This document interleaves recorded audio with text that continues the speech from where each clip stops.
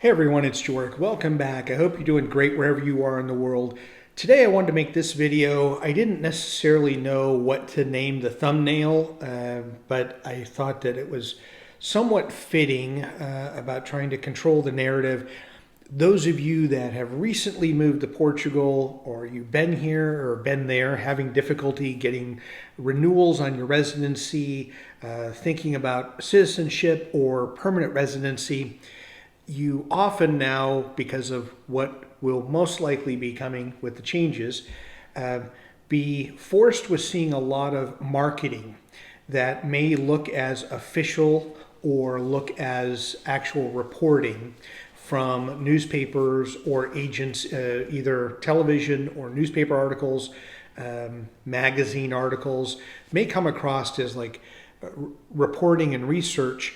But I wanted to put this up here because as you're contemplating a move there, or you're contemplating a move away based upon what's going to be happening with the evolving immigration laws and policies in Portugal, look at this. This is something that from time to time, I've made some videos over the last four and a half years about this. But this article talks about understanding immigration and citizenship in Portugal. And I want you to note here, whenever you're looking at an article, and it doesn't have to be from a Portugal publication, I've seen things from, let's say here in the US, the New York Times and Washington Post, which are supposed to be credible newspapers, that advertiser is listed as the publisher of the article, not a columnist or not a reporter. So here is an advertiser talking about some of the situations.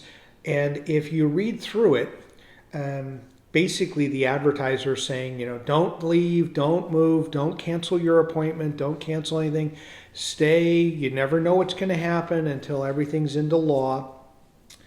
And obviously these people, and it's not just this advertiser, there's a whole cottage industry of lawyers, accountants, third-party people that help you get your NIF and bank account, look for properties, that have a vested interest in making sure that you don't turn your back on Portugal, either if it's going to be your initial country that you're going to move to, or while you are there and dealing with some of the frustrations of renewals of residency, or now determining, are you going to be a resident or not?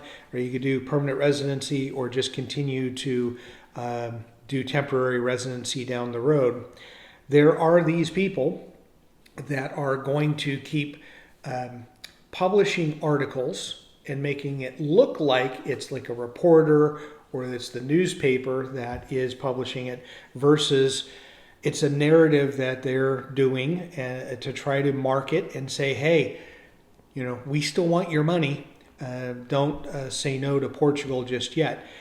Not that these people are going to go out of business. There's always going to be probably a market for several countries that people, regardless of changes in what the government will do to immigration policy, there will always be countries that will be trending or folks will want to go to for a variety of reasons. But I just wanted to point this out here. Every once in a while, there tends to be an article or two that's written, and one of the first things I look at is who made the article, who created it. Was it a reporter? Is it a fellow immigrant? Sometimes you get those articles about, it's the greatest place ever, and also it is kind of a marketing piece that's trying to explain the greatest decision that you could ever make is moving to this country, whether it be Portugal or pick another country. So I'm often cautious about reading through this. Now, I will say, to be fair, the article is factual, so that's good.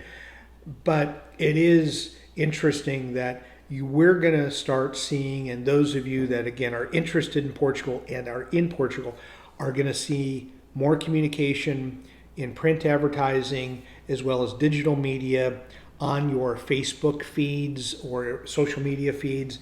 If you are on Reddit or going through different blogs, there will be more people posting and pushing more stuff now and continuing in the future about, again, don't turn your back on Portugal. Over the last 7 to 10 years, real estate agents, people, third-party companies that help you with getting your NIF, your bank account, getting things set up for you, have made a lot of money in Portugal, and it's been a very, I think, a profitable area, as Portugal has shown under the spotlight to be a top country or a top 10 country to retire to or move to, again, for whether it be work or just for a different lifestyle. And as things change in Portugal, as they have in other countries, there's going to be this impetus of this rush of this information that's going to be pushed in front of you. So the whole point of the video is when you're reading an article or you're seeing a post on Facebook, Reddit, you're in a certain group, who's creating the article, who's pushing it, and what's the reason why they're doing it. Try to think of that. If it's a third party talking about, stay with Portugal, there's a reason behind that, is because they're going to lose money if people start turning their back on Portugal and think of other countries to go to. So just have that in the back of your head. And I would also say, for those of you that are thinking about moving someplace for retirement, regardless of what country that may be, as you are looking at groups that post information, as you're looking at newspaper articles, as you're watching the news maybe, or watching YouTube videos from people that make content like me,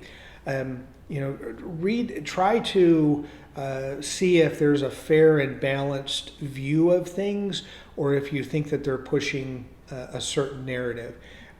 There's certainly people that do YouTube that focus on Portugal, and they focus, even with what's coming with pending changes, greatest place ever, it's all positive, there's nothing negative at all.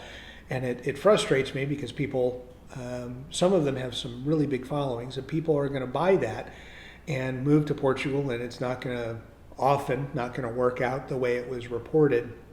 So this is where I will also call myself out at this part of the video. And if you are listening to things and you're going, I think this guy's full of what, research.